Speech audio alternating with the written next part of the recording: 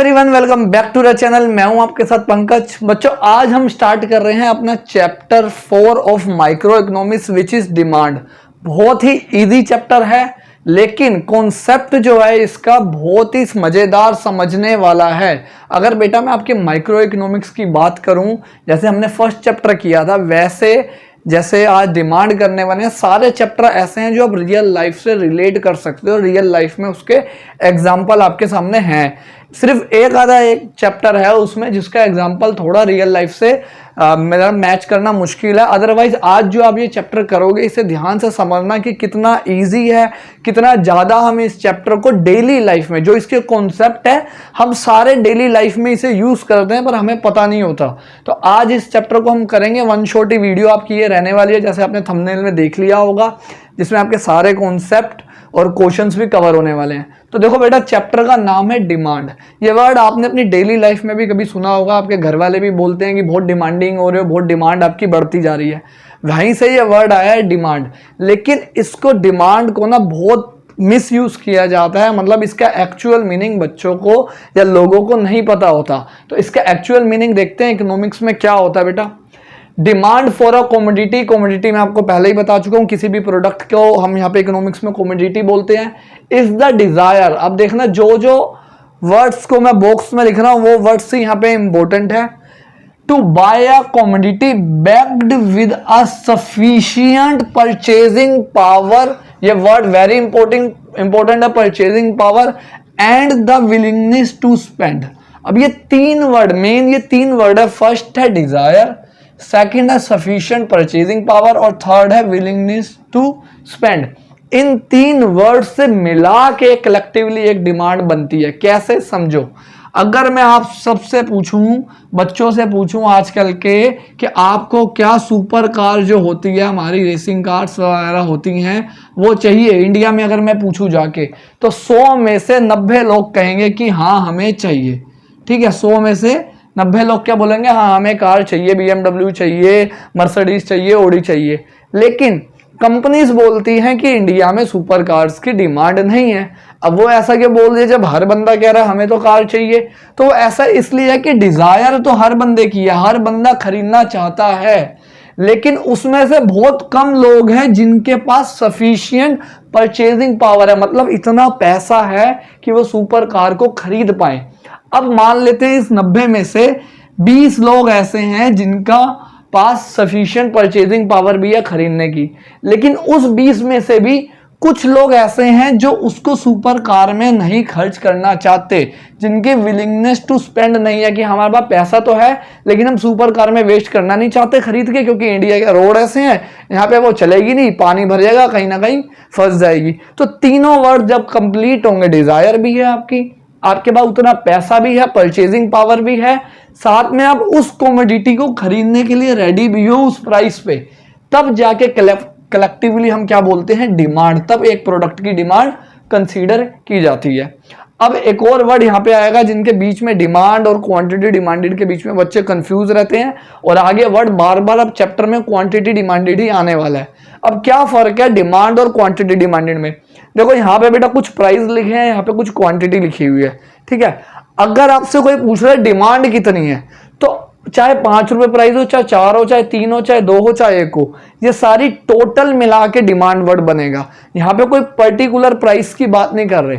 But अगर मैं quantity demanded की बात करूं तो इसकी डेफिनेशन देखो क्या, it refers to a specific quantity to be purchase against a specific price. अगर आपसे ये कोई पूछ रहा है कि सिर्फ 4 रुपए में कितनी डिमांड है, तो 2 डिमांड, तो ये हो गया क्वांटिटी डिमांडेड। जब मैं एक पर्टिकुलर प्राइस पे बात कर रहा हूं कि अगर ये मार्कर 20 रुपए में बिक रहा है तो कितने लोग खरीद रहे हैं, तो वो होगा क्वांटिटी डिमांडेड। अगर मैं ऐसे बोलूं कि 25, 20, 10, 15 टोटल मिला के कितने लोगों ने खरीदा, तो वो किसमें आएगा, डिमांड में। तो यहाँ पे स्पेसिफिक क्वांटिटी और स्पेसिफिक प्राइस की बात करता है। अब आते हैं next topic which is demand schedule. Schedule क्या होता है बेटा? जैसे आपका टाइम टेबल बनता है ना, स्कूल में शेड्यूल बनते हैं, वैसे ही शेड्यूल ये है जब हम प्राइस और क्वांटिटी के रिलेशन को, या प्राइस और क्वांटिटी को, कि कितने प्राइस में कितनी क्वांटिटी बिक रही है, जब हम उसको टेबल फॉर्म में शो कर रहे हैं, स्टेटमेंट शो में शो कर रहे हैं, उसे कहते हैं demand schedule. It is a tabular statement showing various quantity of a commodity being demanded at a various level of price. अब देखो यहाँ पे इतने सारे प्राइस है, इतनी सारी क्वांटिटी है, various price various quantity during a given period of time. एक पीरियड ऑफ टाइम में जब टेबल स्टेटमेंट फॉर्म में शो किया जाता है उसे क्या बोलते हैं, डिमांड शेड्यूल। अब डिमांड शेड्यूल दो टाइप के होते हैं बेटा, एक होता है इंडिविजुअल डिमांड शेड्यूल और एक होता है मार्केट डिमांड शेड्यूल। वर्ड क्या है, इंडिविजुअल। अब यहाँ इंडिविजुअल रिप्रेजेंट कर रहा है सिंगल कंज्यूमर को, वन कंज्यूमर को। अगर मैं शेड्यूल बना रहा हूं और उसमें मैं सिर्फ जो डिमांड दिखा रहा हूं वो सिर्फ एक ही कंज्यूमर की है कि 5 रुपए में एक ही कंज्यूमर है, एक्स कंज्यूमर है कोई, वो एक क्वांटिटी खरीद रहा है। जब प्राइस 4 हो गया तो वो 2 खरीद रहा है, 3 हो गया तो 3। ये हो गया इंडिविजुअल डिमांड शेड्यूल। वहीं अगर मैं मार्केट की बात करूं, अब मार्केट में सारे कंज्यूमर आ जाते हैं, ऑल कंज्यूमर। जैसे 5 रुपए प्राइस है, उसमें एक कंज्यूमर है ए, एक कंज्यूमर है बी, तो ए खरीद रहा है एक क्वांटिटी, बी खरीद रहा है 2 क्वांटिटी। तो जब मैं ए कंज्यूमर बी कंज्यूमर मान लो सी भी होता, सबकी टोटल क्वांटिटी को प्लस कर दूंगा। यहां पे देखो 1 और 2 को प्लस करके कितना आया, 3। तो इसको बोलूंगा market demand, market demand schedule, मतलब ये मार्केट डिमांड शेड्यूल। अब 4 रुपए में 2 + 3 5 हो गया, 3 रुपए में 3 + 4 7 हो गया। ऐसे अगर और भी कंज्यूमर का हमें डिमांड दी होती तो मैं सबको प्लस कर लेता, तब बनता मार्केट डिमांड शेड्यूल। ये हो गए हमारे बेसिक टॉपिक। ऐसे ही एक और बेसिक टॉपिक है विच इज डिमांड कर्व, उसे सीखते हैं। फिर इसके बाद इस चैप्टर के स्टार्टिंग के अभी तक जो आप टॉपिक पढ़ रहे हो ये सिर्फ 1 मार्क्स में आते हैं। मेन जो टॉपिक्स हैं जैसे डिटर्मिनेंट्स या law of demand, difference between movement और शिफ्ट, ये वो टॉपिक है जो पेपर में आते हैं 6 to 4 मार्क्स में। उस पर आपने बिल्कुल फोकस रखना है। अभी तक जो पढ़ा वो सिर्फ 1 to 2 मार्क्स में आता है आपका। तो देखो बेटा, अब हमारा डिमांड कर्व क्या होता है। वर्ड क्या आ गया, पहले था शेड्यूल, अब आ गया कर्व। कोई ज्यादा फर्क नहीं है, ध्यान से समझना क्या है। Demand curve is a graphical representation of demand schedule. अभी जो हमने शेड्यूल बनाया था जिसमें एक तरफ प्राइस हमें क्वांटिटी दे रखी थी, जब उसी को आप सबने अपने क्लास 9 10 बचपन से आप लोग ग्राफ बनाते हुए आए हो, तो जब हम उसको ग्राफिकली रिप्रेजेंट करते हैं, ग्राफ में शो कर रहे हैं, तो एक कर्व बन के आता है। कर्व कैसे बनेगा ध्यान से समझना। अभी देखो जो हमने वो बनाया, शेड्यूल बनाया, उसमें क्या था, प्राइस था, क्वांटिटी। प्राइस था 5 4 3 2 1, क्वांटिटी थी 1 2 3 4 5। ठीक है। अब मैं बात कर रहा हूं पहले इंडिविजुअल डिमांड कर्व की। जैसे इंडिविजुअल डिमांड शेड्यूल था, ये इंडिविजुअल वाला था, तो इसका कर्व कैसे बनेगा वो मैं आपको बता रहा हूं। 5 रुपए में कितनी क्वांटिटी और बिक रही है बेटा, 1। ध्यान से देखना कैसे बना रहा हूं मैं। तो 5 रुपए में ये रहा 1, ये 1, ये बना एक मेरा पहला पॉइंट। 4 रुपए में हो गई 2, ये बनेगा मेरा सेकंड पॉइंट। 3 रुपए में 3, ये बना थर्ड पॉइंट। ऐसे सारे लोकस पॉइंट को मेरे को मिलाना है, जितने भी पॉइंट यहाँ पे बन रहे हैं उसको मिलाना है। जब ये पॉइंट बन गए फिर मुझे क्या करना है, स्केल लेना और स्केल से एक स्ट्रेट लाइन खींच देनी है। अब ये मेरा पॉइंट यहाँ स्ट्रेट पे नहीं आ रहा क्योंकि मैंने यहाँ स्केल से नाप के नहीं बनाया, मैंने ये डिफरेंस जो है इक्वल नहीं रखा हुआ। जब आप अपनी नोटबुक में स्केल से प्रॉपर बनाओगे, समझ आ गया। पहले ये समझना जरूरी है बनेगा कैसे, वो स्ट्रेट लाइन ही आएगी। ये सारे पॉइंट ऐसे, अगर मैं इसे स्केल से खींचूं तो सारे पॉइंट यहाँ पे आपस में मिल रहे होंगे। अब यहाँ पे मेरे में क्या 4 और 5 में ज्यादा गैप है तो इसलिए ये मिल नहीं पा रहा। अगर ये पॉइंट यहाँ होगा तो ये सारे पॉइंट मिल जाएंगे। ये जो लाइन बनी इसको बोलते हैं डिमांड कर्व। अब ये एक ही कंज्यूमर की डिमांड थी तो ये हो गया इंडिविजुअल डिमांड कर्व। अगर मैं मार्केट डिमांड कर्व बनाता, अब जैसे यहाँ पे मैंने ये ए का था क्वांटिटी, बी की क्वांटिटी भी अगर मैं ले लेता हूँ 2 3 4 5 6, टोटल करके कितना आ रहा है 3 5 7 9 15। अब 5 रुपए में कितनी है डिमांड, 3, तो मैं बनाऊंगा 3 के ऊपर। ठीक है। 4 रुपए में कितनी है 5, तो आएगा 5 पे पॉइंट। 3 रुपए में कितनी है 7, तो ये बनेगा 7 पे। ऐसे ही 2 रुपए में 9, तो आ गया 9 पे। और 1 रुपए में 11।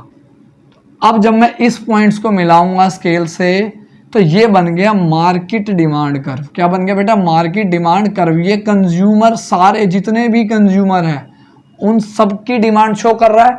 और ये किसकी शो कर रहा है, सिर्फ एक सिंगल कंज्यूमर की। ठीक है, ये हो गया बेटा हमारा मार्केट डिमांड कर्व वाला भी topic.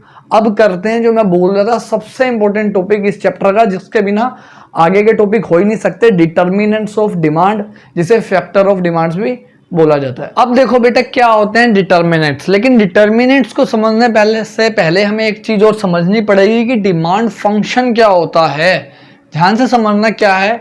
It shows the relationship between quantity demanded and for a particular commodity and the factor influencing it. देखो इसका सिंपल सा मतलब है कि डिमांड फंक्शन उसको बोलते हैं कि एक जो कमोडिटी है उसकी क्वांटिटी डिमांड में, कि वो कितनी डिमांड की जाएगी, इसका रिलेशन किसके साथ, रिलेशन कमोडिटी का रिलेशन किसके साथ, रिलेशन फैक्टर्स के साथ। एक जो बेटा प्रोडक्ट होता है, इस प्रोडक्ट की डिमांड को, कि इसकी डिमांड ज़्यादा होगी मार्केट में कम होगी, बहुत सारे फैक्टर अफेक्ट करते हैं। जैसे आज ये मार्केट 10 रुपये का है, कल ये 15 का हो जाए तो हो सकता है इसकी डिमांड कम हो जाए। आज 10 का 5 का हो जाए तो हो सकता है इसकी डिमांड बढ़ जाए। तो ऐसे बहुत सारे फैक्टर्स होते हैं, तो उनके बीच में जो चीज़ रिलेशन बताती है उसे क्या बोलते हैं, डिमांड फंक्शन। अब इसमें भी दो हैं बेटा, इंडिविजुअल डिमांड फंक्शन और market demand function. Individual demand function जो सिर्फ एक कंज्यूमर का बता रहा है, it refers to the functional relationship between individual demand and the factor affecting individual demand. यहाँ पे जिन फैक्टर्स की हम बात करेंगे वो सिर्फ एक पर्टिकुलर कंज्यूमर के बिहाफ पे होगी, कि अगर उन फैक्टर्स में चेंज आ रहा है तो एक पर्टिकुलर कंज्यूमर की डिमांड या तो बढ़ेगी या फिर कम होगी। अब इस डिमांड फंक्शन को कैसे एक्सप्रेस किया जाता है, तो dx का मतलब है demand for good x, x मतलब हम कोई भी कमोडिटी लेके चल रहे हैं, f स्टैंड करता है यहाँ पे फंक्शन के लिए। अब ये सारे जो हैं px, pr, y, t, f, ये सारे डिटर्मिनेंट्स है। लाइन वाइज लाइन हम पढ़ेंगे, तो हम पहला पढ़ने वाले हैं प्राइस ऑफ एक्स। अब एक्स मैंने क्या बोला, वो कमोडिटी जिसको हम खरीदने जा रहे हैं मार्केट में। तो पहला ही जो हमारा डिटर्मिनेंट्स है या फैक्टर है वो है on price of the commodity, कि जिस चीज को मैं खरीदने जा रहा हूं अगर उसके प्राइस में कोई चेंज आएगा तो मेरी डिमांड में क्या चेंज आएगा। ध्यान से समझना अब इसे भी। Other things remains being equal, ये लाइन वेरी वेरी इंपॉर्टेंट है। बहुत सारे स्कूलों में, बहुत सारे एग्जाम में, आपके ग्रेजुएशन में इस पर्टिकुलर पॉइंट के ऊपर भी क्वेश्चन पूछ लेते हैं कि what do you mean by other things remain equal या other things remain being equal. दोनों का मतलब एक ही है। इसका क्या मतलब है, जब मैं ये मार्कर लेने गया, ये मार्कर आज 15 रुपए का है, ठीक है। अब मैं जब इसकी डिमांड बढ़ाऊंगा या घटाऊंगा वो सिर्फ डिपेंड करेगा इसके खुद के ओन प्राइस पे। मैं बाकी जितने भी अभी फैक्टर्स हम पढ़ेंगे उनको नहीं कंसीडर कर रहा, उनको मैं इक्वल मान के चल रहा हूँ, मतलब कांस्टेंट मान के चल रहा हूँ। जैसे अभी एक फैक्टर आएगा इनकम ऑफ द कंज्यूमर, तो मैं ये नहीं देख रहा कि मेरी इनकम बढ़ रही है घट रही है, कोई मतलब नहीं है। प्राइस ऑफ रिलेटेड गुड्स आएगा, मेरे को इससे भी मतलब नहीं है। मैं सिर्फ जिस कमोडिटी को लेने जा रहा हूँ मैं सिर्फ उस कमोडिटी का प्राइस देखूंगा, बाकी सारी चीजें क्या रखूंगा यहाँ पे, कॉन्स्टेंट। तो उसके लिए ये यूज किया गया अदर थिंग्स बीइंग इक्वल। अब बोला क्या गया इसमें, with the rise of a on price of a commodity, अगर कोई कमोडिटी का खुद का प्राइस बढ़ जाता है, राइज हो जाता है, इट्स डिमांड कॉन्ट्रैक्ट्स। कॉन्ट्रैक्ट्स का मतलब होता है सुगड़ जाना, कम हो जाना, ठीक है। फॉल भी लिख सकते हो यहाँ पे, आप कॉन्ट्रैक्ट लिखोगे तो ज्यादा सही है। And with the fall in its price, जब उसका प्राइस फॉल हो जाता है, द डिमांड एक्सटेंड। एक्सटेंड का मतलब क्या होता है, बढ़ जाना। तो क्या रिलेशन बना कि अगर किसी कमोडिटी का खुद का प्राइस बढ़ जाएगा तो उसकी डिमांड कम हो जाएगी, और अगर उसका प्राइस कम हो जाएगा तो डिमांड बढ़ जाएगी। दिस इनवर्स रिलेशनशिप, इनवर्स क्यों आया, एक चीज बढ़ रही है तो दूसरी चीज कम हो रही है। प्राइस बढ़ रहा है तो डिमांड कम हो रही है, और प्राइस कम हो रहा है तो डिमांड बढ़ रही है। तो इनवर्स रिलेशनशिप है between on price of the commodity and it's demand is called law of demand. ये जो रिलेशन है प्राइस और डिमांड के बीच में, इनवर्स रिलेशन, इसको क्या बोलते हैं, लॉ ऑफ डिमांड। ये ही हमारा नेक्स्ट टॉपिक होने वाला है डिटर्मिनेंट्स के बाद वाला। ये हो गया पहला point. Second point which is one of the most important point, paper में बहुत बार आता है ये भी, कि प्राइस ऑफ रिलेटेड गुड्स। अब दो तरह के गुड्स होते हैं बेटा, एक होता है सब्स्टिट्यूट गुड्स और एक होते हैं कॉम्प्लीमेंट्री गुड्स। पहले देखते हैं सब्स्टिट्यूट गुड्स क्या होते हैं। आपने अपने स्कूलों में बहुत बार वर्ड सुना होगा, सब्स्टिट्यूट पीरियड लग गया, तो वैसे ये होते हैं substitute goods. These are the goods which can be substituted for each other, मतलब जो ऐसे गुड्स हैं जो एक दूसरे की जगह पे यूज किए जाते हैं, जैसे tea and coffee, ball pen and gel pen, ये क्या है, सब्स्टिट्यूट गुड्स है। टी नहीं है, कॉफी पी ली, कॉफी नहीं है, टी ले ली, बॉल पेन नहीं है तो जेल पेन ले लिया, जेल पेन नहीं है तो बॉल पेन ले लिया। अब इनके केस में क्या होता है, ध्यान से समझना, इसे केस स्टडी भी बन के आती है इसके पेपर में। इन case of such goods increase in the price of one, अगर एक का प्राइस बढ़ता है, causes increase in the demand for other और vice versa। ध्यान से समझना कि अगर टी का प्राइस आज बढ़ जाए, टी का प्राइस आज बढ़ जाए तो लोग क्या करेंगे, टी की डिमांड तो कम कर देंगे, टी कम पिएंगे, उसकी जगह क्या पीने लग जाएंगे, कॉफी। कॉफी के प्राइस में कोई चेंज नहीं आया है, कॉफी 10 की थी 10 की मिल रही है, टी पहले 10 की थी अब कितनी हो गई है 15, पहले 10 की थी अब हो गई है 15, तो टी की डिमांड कम हो गई, लोग महंगी हो गई है टी, तो टी को नहीं खरीदेगा। एक रेशनल कंज्यूमर वो होता है जो समझदार कंज्यूमर है, वो अब क्या पिएगा, कॉफी पीने लग जाएगा, तो कॉफी की प्राइस बढ़ जाएगा। वहीं अगर मान लो टी का प्राइस 10 की जगह 8 हो जाता, कम हो जाता, तो जो कॉफी पी रहे थे वो क्या पीने लग जाते, टी पीने लग जाते, उल्टा हो जाता, इसलिए वाइस वर्सा लिखा है। ध्यान से इस पॉइंट को दोबारा वीडियो पीछे करके देख लेना, क्योंकि इसी में ही आपको प्रॉब्लम होती है। ये एमसीक्यू में भी आता है और आपकी केस स्टडी बन के भी आ सकता है कि X and Y are substitute goods in case of the price of X is increases what will be the effect on the demand for Y, तो ये पेपर में आ सकता है, बहुत इंपॉर्टेंट है। इसके बाद आता है बेटा कॉम्प्लीमेंट्री गुड्स। अब कॉम्प्लीमेंट्री गुड्स क्या होते हैं, जो हमेशा साथ में ही डिमांड किए जाएंगे और जो एक दूसरे की डिमांड को पूरा करते हैं। जैसे अगर आप कार खरीद रहे हो तो भैया कार के साथ पेट्रोल भी तो खरीदोगे, या डीजल भी तो लोगे, या सीएनजी भी तो लोगे, कुछ तो लोगे ही, तो उसे क्या बोलेंगे, अब कार और पेट्रोल क्या होगा यहाँ पे, कॉम्प्लीमेंट्री गुड्स। बिना कार के पेट्रोल खराब वेस्ट है, बिना पेट्रोल के कार वेस्ट है। अब क्या है, these goods are the goods which complete the demand for each other. अभी मैंने बताया कि जो एक दूसरे की डिमांड को कंप्लीट करते हैं, and therefore demanded together, इसलिए ये हमेशा साथ में ही डिमांड किए जाते हैं। अब इसमें इनके केस में क्या रिलेशन होता है, इन case of such goods a fall in the price, अगर एक चीज का प्राइस कम हो जाए, जैसे कार, आज कार सस्ती हो जाए, ठीक है, तो हर बंदा कार खरीदेगा, कार की डिमांड क्या होगी, मार्केट में बढ़ जाएगी।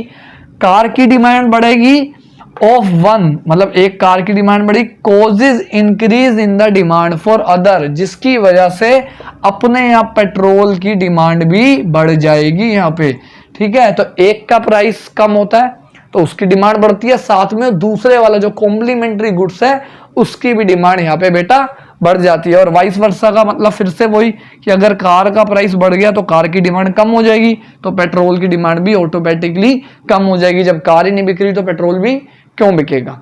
ये हो गया कॉम्प्लीमेंट्री और सब्स्टिट्यूट गुड्स। अभी तो 2 ही पॉइंट हुए हैं बेटा, कम से कम इसके 5-6 पॉइंट्स हैं, तो उनको भी अब कंप्लीट करते हैं फटाफट।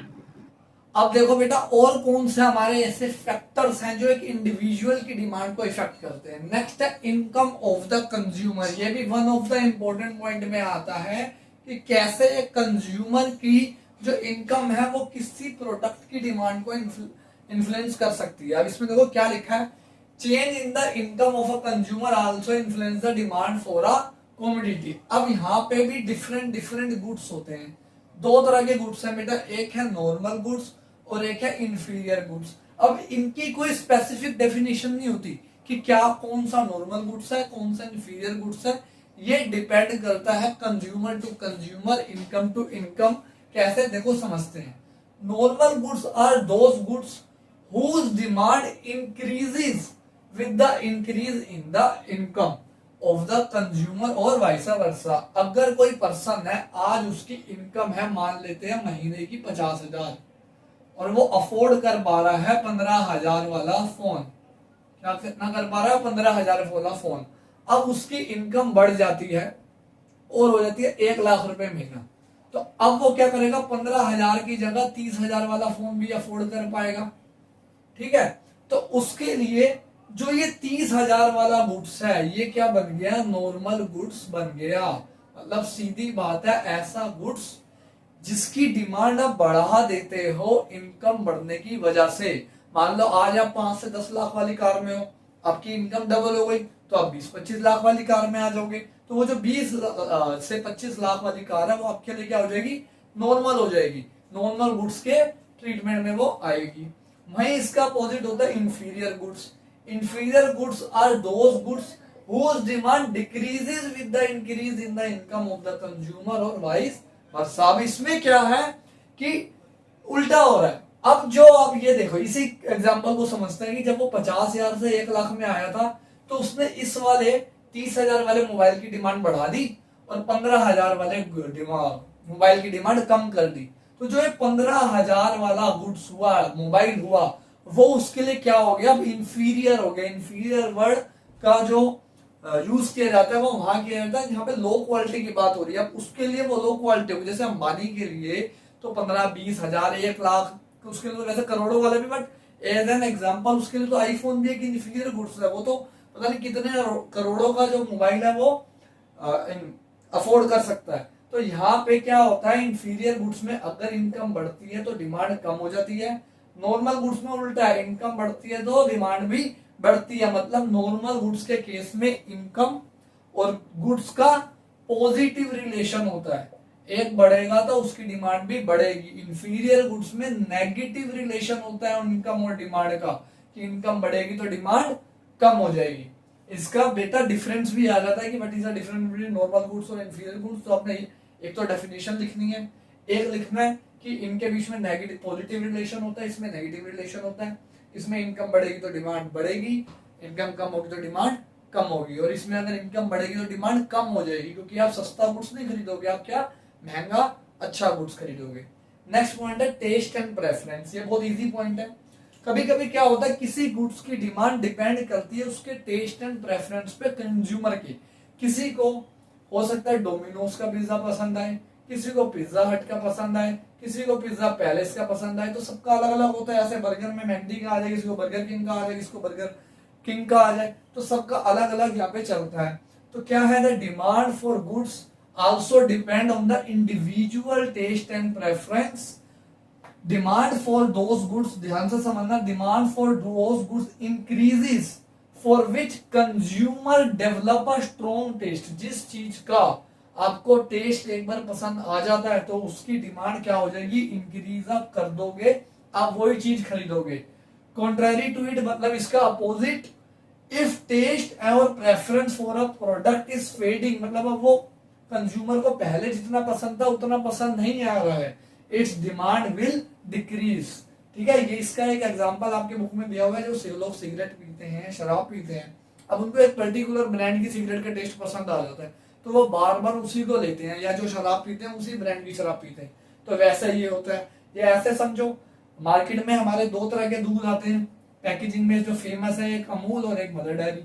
अब जो फैमिलीज अमूल का दूध खरीदती है, अमूल कंपनी का दूध खरीदती है, वो इसी को ही खरीदेगी, वो उसकी ही डिमांड करेगी, प्राइस को नहीं देखेगी। वो अगर प्राइस इसका बढ़ भी जाएगा वो तब भी अमूल ही खरीदेगी, क्योंकि उसका टेस्ट उन्हें पसंद आ रहा है। कुछ लोग होंगे जिन्हें मदर डेयरी का पसंद आ रहा होगा तो वो क्या लेंगे, मदर डेयरी ही खरीदेंगे। लास्ट पॉइंट बेटा इंडिविजुअल का, एक्सपेक्टेशंस, जो किसी से नहीं रखनी चाहिए। इसमें क्या है, if the consumer expect a significant, याद रखना वर्ड सिग्निफिकेंट है, change in the availability of the concern commodity. Concern मतलब जो कमोडिटी वो खरीदना चाहता है, इन द नियर फ्यूचर ही may decided to change his present demand.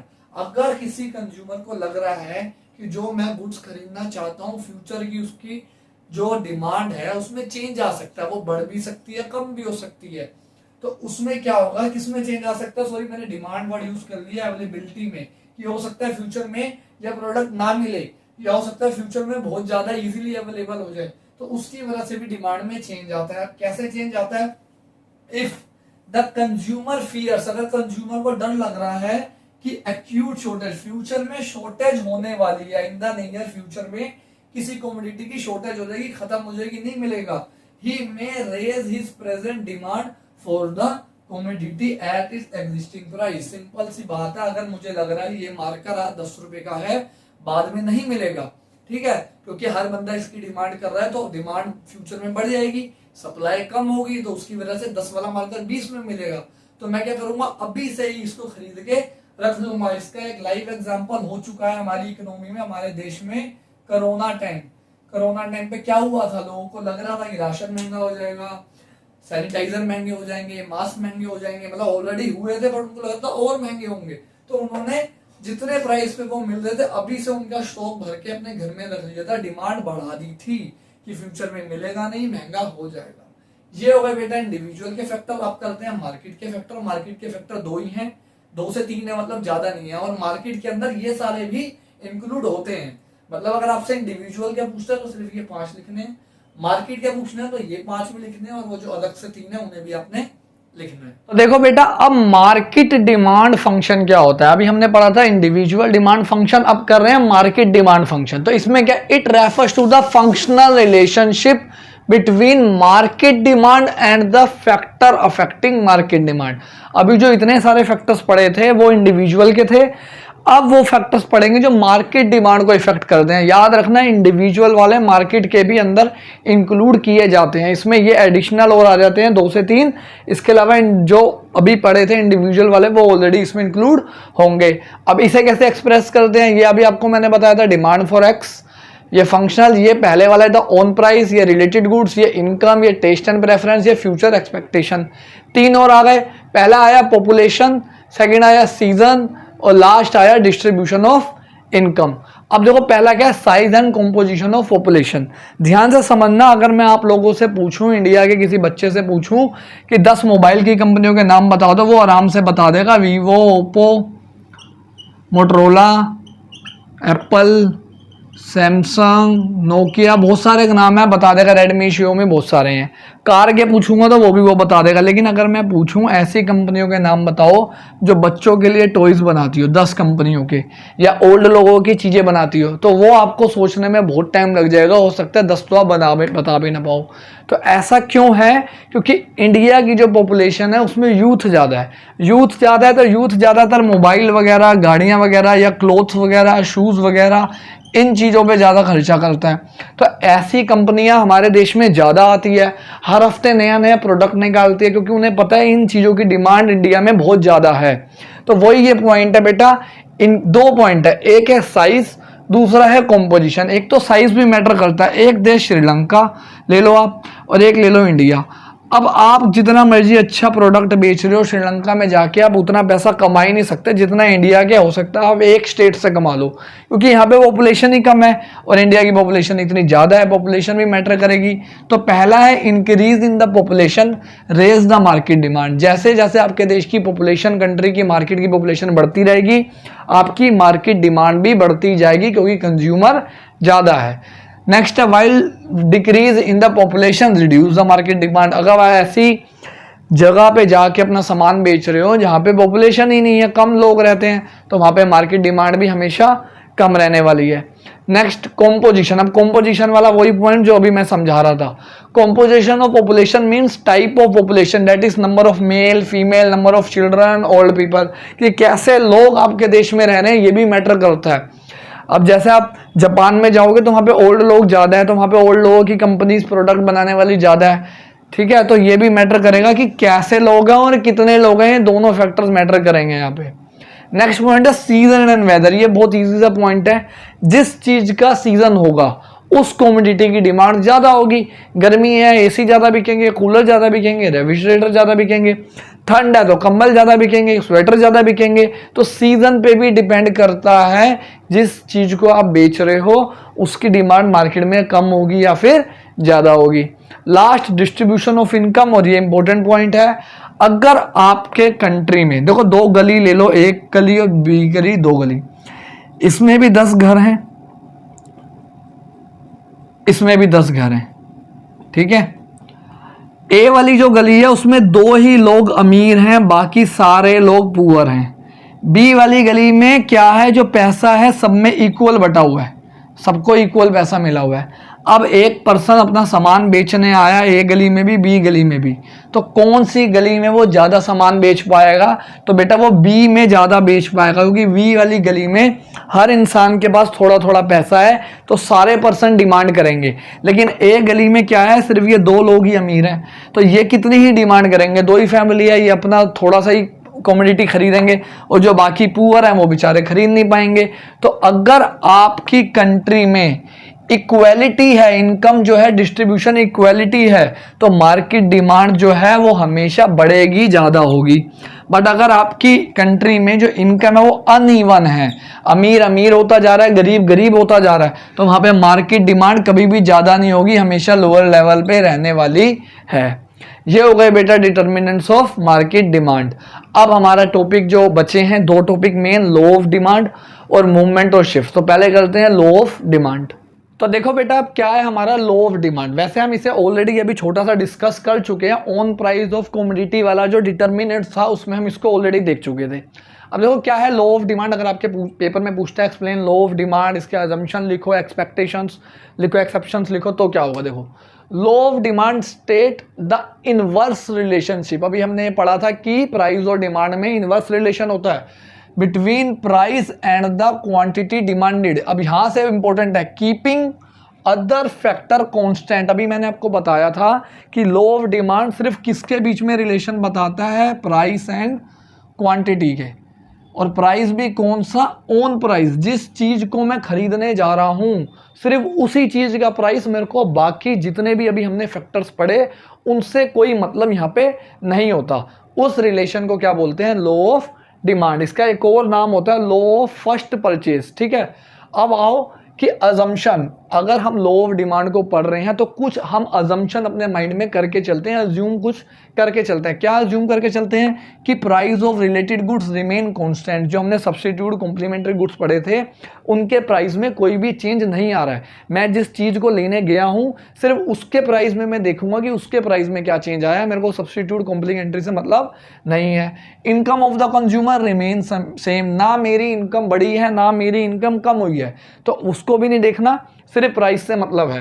There is no expectation of the change in the future price, ना मुझे ऐसा लग रहा है कि इस कमोडिटी का जो मैं खरीदना चाह रहा हूँ फ्यूचर में प्राइस बढ़ेगा या कम होगा। मैं सिर्फ जाके एक ही चीज़ पूछ रहा हूँ दुकानदार से कि इसका रेट क्या है, मैं उसी से डिसाइड कर रहा हूँ। टेस्ट एंड प्रेफरेंस में भी कोई चेंज नहीं आ रहा है। ऐसा नहीं हो रहा कि मेरे को कोई चीज़ बहुत ज़्यादा पसंद आ गई है तो मैं यही लूँगा, या ऐसा भी नहीं हो रहा कि मेरे को उसके टेस्ट अब बेकार लगने लग गया है। अजम्पशन तो ईजी होती है, बच्चे फंसते हैं एक्सेप्शन में कि ऐसी जगह जहाँ पे लॉ ऑफ डिमांड एप्लीकेबल नहीं होता, फेल हो जाता है। ठीक है, उसमें पहला है गिफिन गुड्स। अब ये गिफिन गुड्स क्या होते हैं, एक पर्सन थे जिनका नाम था गिफिन पैराडॉक्स, उन्होंने ये दिया था। ठीक है, अब क्या हुआ था जब वर्ल्ड वार हुई थी, वर्ल्ड वॉर 2 के टाइम पे, ठीक है, उस टाइम पे क्या था, लोगों के पास खाने के लिए तो नहीं था। वहाँ पे लोग मोस्टली क्या खाते थे, नॉन वेज मीट वगैरह खाते थे। अब मीट को क्या होता है, आपको रिजर्व करना होता है एक जगह पे, लेकिन वॉर चल रही है तो आप रिजर्व क्या करोगे। तो खाने में सिर्फ क्या मिल रहा था, ब्रेड, और ब्रेड मानी जाती है इन्फीरियर गुड्स, इन्फीरियर में भी लो क्वालिटी के गुड्स। तो जो गिफिन गुड्स होते हैं, पहले तो ये समझो ये इन्फीरियर गुड्स का टाइप होता है, इन्फीरियर में भी सबसे लो क्वालिटी। तो क्या हुआ, ब्रेड जो थी वो भी लोगों को बहुत मुश्किल से मिल पा रही थी, तो डिमांड तो ज़्यादा थी, लोगों के पास खाने के लिए नहीं था, प्राइस बढ़ने लग गया ब्रेड का भी। लेकिन फिर भी लोगों ने ब्रेड की डिमांड को बढ़ाया क्योंकि उनके पास दूसरा ऑप्शन ही नहीं था खाने के लिए। तो क्या हुआ, जब प्राइस बढ़ रहा था तब भी डिमांड बढ़ने लगी, लेकिन लॉ ऑफ डिमांड तो उल्टा कहता है कि प्राइस बढ़ेगा तो डिमांड कम होगी। तो इस पर्सन ने, जो गिफिन पर्सन थे, उन्होंने ये ऑब्जर्व किया कि ऐसा क्यों हो रहा है, तब जाके उन्होंने एक तरह से लॉ बनाया और ये रीज़न दिया कि यहाँ पे लॉ ऑफ डिमांड एप्लीकेबल नहीं होता। Second point, status symbol. कई बार क्या होता है, हम प्राइस को इसलिए इग्नोर कर देते हैं जहाँ पे हमारे स्टेटस सिंबल की बात आ जाती है। जैसे कुछ लोग आईफोन आता है तो पहले दिन ही लेने चले जाते हैं कि हमें तो फर्स्ट दिन ही चाहिए, क्योंकि हमें अपना स्टेटस दिखाना है कि देखो मैं पहले दिन ही ले आया। उन्हें पता है कि बाद में प्राइस थोड़ा सा डाउन जाएगा, लेकिन फिर भी खरीद लेते हैं। या डायमंड वगैरह हो गया, लग्जरी कार हो गई, उनमें हम प्राइस का कंपेयर नहीं करते, तब हम नहीं देखते कि भाई प्राइस ज़्यादा है, प्राइस बढ़ रहा है तो हम नहीं लेंगे। लेकिन स्टेटस दिखाने के लिए, सोसाइटी में अपने आप को अमीर दिखाने के लिए हम लॉ ऑफ डिमांड को यहाँ पे एप्लीकेबल नहीं होने देते। नेक्स्ट है नेसेसिटी ऑफ लाइफ। ऐसी चीज़ें जो आपकी लाइफ के लिए बहुत ज़रूरी है, उनमें भी लॉ ऑफ डिमांड एप्लीकेबल नहीं होता। एक बात बताओ, सोल्ट है, सोल्ट के बिना कोई इंसान जिंदा नहीं रह सकता, नमक तो लेगा वो। अगर कल को नमक का प्राइस कम हो जाए, ठीक है, तो क्या घर वाले ये थोड़ा ना करेंगे कि आपकी सब्जी में 1 चम्मच की जगह 2 चम्मच सब्जी डाल देंगे, चम्मच नमक डाल देंगे। तो प्राइस कम भी हो रहा होगा तब भी इनकी डिमांड हो सकता है ना बढ़े। और इसका उल्टा मान लो मेडिसिन है, कोई ऐसी मेडिसिन है जो आपको डेली खानी ही खानी है, जिसके बिना आप नहीं रह सकते। कुछ लोगों को बीपी की होती है, शुगर की होती है दवाइयाँ। अब इसमें भले ही प्राइस बढ़ जाए लेकिन आपको तो वो खानी ही पड़ेगी। तो इसमें डिमांड कम नहीं होती, आप उतना ही कंज्यूम करोगे जितना आपको डेली नीडेड है। तो यहाँ पे प्राइस का फर्क नहीं पड़ता, लो ऑफ डिमांड कैंसिल हो जाता है यहाँ पे। और लास्ट है इग्नोरेंस। अब इग्नोरेंस किस सेंस में ये बोल रहा है, मैं दुकान पे गया, ये मार्कर है, दो, मेरे को दुकानदार ने कहा ये मार्कर 25 रुपये का है, ठीक है, एक मार्कर। मैंने कहा दे दो। मुझे बाद में पता चला, मैं घर आया, मेरे घर वाला ने बोला अरे तू तो महंगा ले आया, पहले तो ये 20 रुपये का मिलता था। अब मुझे पहले का प्राइस पता ही नहीं था क्योंकि मैं कभी पहले लेने ही नहीं गया था। तो जब एक कंज्यूमर को प्रिवेलिंग प्राइस मतलब पुराना प्राइस नहीं पता होता और जो भी उसको बढ़ा हुआ रेट मिल रहा होता है, नया प्राइस मिल रहा होता है, उसमें ही वो खरीद लेता है। अब यहाँ पे क्या हुआ, प्राइस बढ़ा है, तो जब प्राइस बढ़ता है तो डिमांड कम होनी चाहिए, लेकिन मैंने अपनी डिमांड तो बढ़ा दी, मैंने तो उस कमोडिटी को कंज्यूम कर लिया, तो यहाँ पे भी लो ऑफ डिमांड फेल हो गया। अब देखो ऐसे बहुत सारे बुक्स में दे रखे हैं, मतलब ये जो एक्सेप्शंस है लो ऑफ डिमांड की वो 6-7 दे रखी है। मैंने सिर्फ आपको इंपॉर्टेंट करवाई है क्योंकि जो बाकी है वो बहुत ईजी वाली है। सीजन एंड वेदर ही है, किसी चीज़ का सीजन आता है, ये गर्मियाँ आई, हमें पता है गर्मियों में एसी महंगा मिलेगा, लेकिन फिर भी हम उस टाइम लेते हैं क्योंकि उसका सीज़न है। तो ऐसी चीज़ें हैं, आप इसको बना के अपने लैंग्वेज में वर्ड्स में लिख सकते हो, आपको हेडिंग ये वाली ही याद होनी चाहिए। अब ये भी हो गया। अब इस चैप्टर का सबसे मोस्ट इंपॉर्टेंट टॉपिक है बेटा मूवमेंट एंड शिफ्ट। वो करते हैं क्योंकि वो बड़ा टॉपिक भी है और इम्पोर्टेंट टॉपिक भी है। अब देखो बेटा, ये हमारा ऑलमोस्ट लास्ट टॉपिक है। वैसे इसके अलावा एक और टॉपिक है विच इज़ क्रॉस इलास्टिसिटी, मतलब क्रॉस डिमांड इफेक्ट क्या होता है। इलास्टिसिटी नहीं, इलास्टिसिटी जो नेक्स्ट चैप्टर है कि उसमें ये है सब्स्टिट्यूट गुड्स और कॉम्प्लीमेंट्री में क्या होता है, वो हम ऑलरेडी कर चुके हैं, उसका मैं आपको सिर्फ मीनिंग बता दूंगा। अब मूवमेंट और डिमांड और मूवमेंट और शिफ्ट में आते हैं। ध्यान से समझना, वेरी वेरी इंपॉर्टेंट, 6 मार्क्स में पेपर में ही मिलता है आप लोगों को।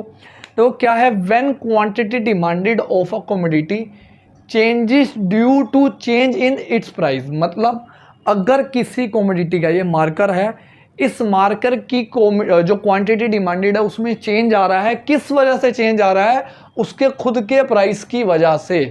कीपिंग अदर फैक्टर कॉन्स्टेंट, एक तरह से लो ऑफ डिमांड की डेफिनेशन ही आ गई यहाँ पे कि अगर किसी भी कमोडिटी के डिमांड में, क्वांटिटी डिमांडेड में चेंज आ रहा है, उसका रीज़न होना चाहिए उसका खुद का प्राइस, बाकी फैक्टर्स नहीं होने चाहिए। उसको बोलते हैं मूवमेंट अलोंग डिमांड कर्व। ये वर्ड जो बना है, मतलब जो नाम है, अभी इसको हम ग्राफ में देखेंगे कि ये इसका नाम ये क्यों है।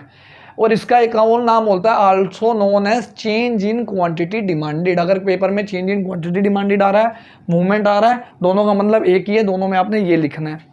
वहीं अगर मैं शिफ्ट की बात करूं तो when demand of a commodity changes due to any other factor other than the own price of the commodity. अब यहाँ पे प्राइस में चेंज नहीं आ रहा, वो कह रहा है प्राइस को छोड़ के इसके अलावा बाकी जितने भी डिटर्मिनेंट्स हम पढ़े थे, रिलेटेड गुड्स, इनकम, एक्सपेक्टेशन, उनकी वजह से अगर डिमांड में चेंज आ रहा है तो वो किसके अंदर आता है, शिफ्ट के अंदर।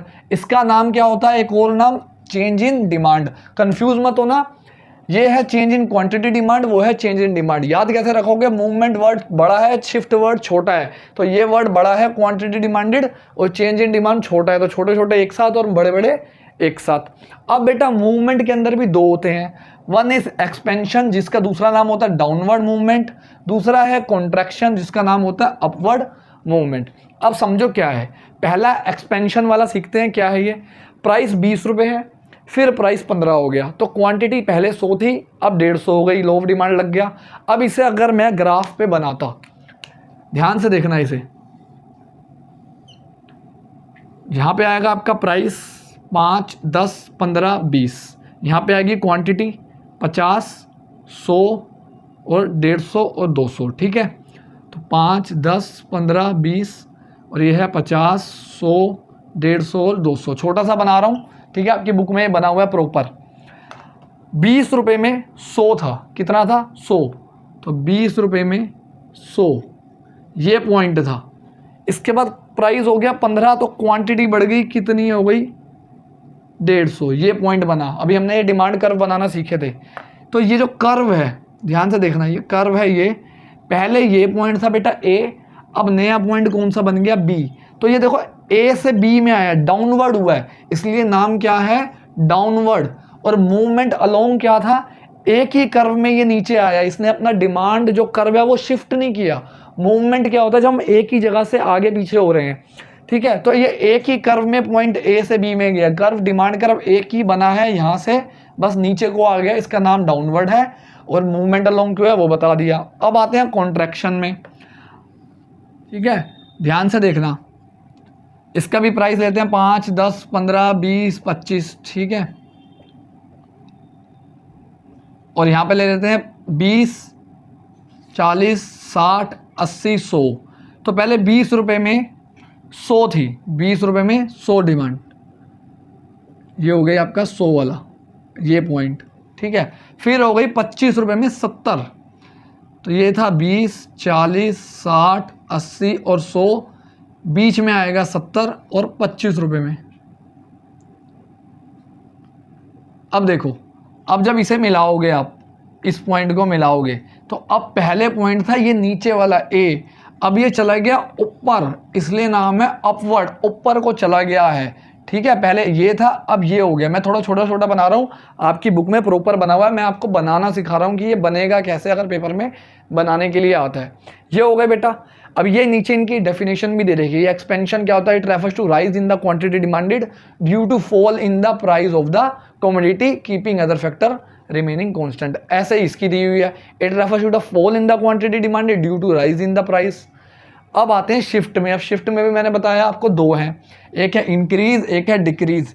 इंक्रीज वाले का नाम होता है दूसरा राइटवर्ड शिफ्ट, और डिक्रीज वाले का होता है लेफ्टवर्ड शिफ्ट। इंक्रीज में क्या है, अब देखना, हमने क्या कहा था, इसमें प्राइस में चेंज नहीं हो रहा, तो प्राइस यहाँ भी 20 है, यहाँ भी 20 है, लेकिन क्वांटिटी बढ़ रही है। इसका कैसे ग्राफ बनेगा, देखो ध्यान से देखना, 5, 10, 15, 20 और 50, 100, 150, ठीक है। अब प्राइस जो है इसमें कांस्टेंट है, 20 में पहले 100 था, 100 वाला था ये रहा, तो ये कर्व बन रहा था ऐसे, समझे। अब हो गया प्राइस तो चेंज नहीं हुआ 20 का 20, लेकिन क्वांटिटी में चेंज आ गया भैया, क्वांटिटी ज़्यादा बिकने लग गई, तो अब कर्व बनेगा ये वाला। तो पहले ए पॉइंट था, अब बी हो गया, ये किधर को गया, ए से बी को गया, राइट में गया, इसलिए इसका नाम क्या है राइटवर्ड शिफ्ट। डिक्रीज में इसका अपोजिट होगा। अगर मैं डिक्रीज वाले का यहाँ पे बनाता हूँ सेम, ठीक है, देखो अगर इसको लेते हैं 20, 40, 60, 80 और 100, पहले 20 में 100 डिमांड थी, चलो जी 100 बना देते हैं, ये रहा 100। आ गई 20 से 70, 70 है हमारा, ये 20 है, ये 40 है, ये 60 है, ये 80 है, तो इसके बीच में यहाँ पे ये पॉइंट हो गया। तो अब ए पॉइंट ये हुआ, बी पॉइंट ये हुआ, अब ये किधर को आया, लेफ्टवर्ड हुआ, इसलिए इसका नाम क्या है लेफ्टवर्ड। और नीचे सेम डेफिनेशन है, it refers to the rise in the quantity demanded of a commodity cost due to any other than price. Own price में चेंज नहीं आ रहा है बेटा, बाकी फैक्टर की वजह से आ रहा है। और एक बात और याद रखना, पेपर में ऐसा क्वेश्चन भी पूछ लेते हैं कभी कभी कि इनको एक्सप्लेन करो और इनके रीज़न लिखो कि क्या रीज़न होगा कि एक कमोडिटी का इंक्रीज हो गया, राइटवर्ड शिफ्ट हो गया।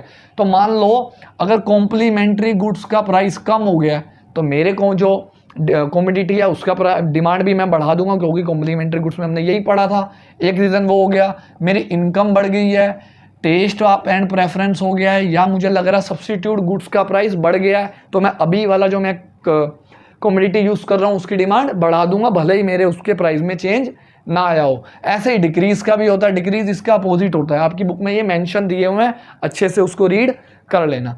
अब हो गया बेटा ये हमारा चैप्टर पूरा फिनिश। अब इसमें एक चीज़ है क्रॉस इफेक्ट ऑफ डिमांड, जो हम ऑलरेडी कर चुके हैं कि सब्सिट्यूट गुड्स जो थे उनमें क्या होता है कि अगर टी का प्राइस बढ़ गया तो कॉफ़ी की डिमांड बढ़ जाएगी, वो हम ऑलरेडी सीख चुके हैं, बस बुक में ग्राफ बना के दे दिया गया है। वो ग्राफ बिल्कुल ऐसे ही हैं, बनाओगे बन जाएंगे। वो जो आपका टॉपिक है वो इसके अंदर नहीं आएगा, इसके अंदर आएगा, क्योंकि वो अदर फैक्टर की वजह से हो रहा है, खुद के प्राइस की वजह से नहीं हो रहा। तो उसका ग्राफ भी ऐसा बना होगा, आप चेक करना, ठीक है। बाकी जब मैं इनकी और रिवीजन वीडियोस डालूंगा तब मैं आपको वो टॉपिक भी कवर करवा दूंगा बच्चों। अब नेक्स्ट वीडियो में, थैंक यू एवरीवन।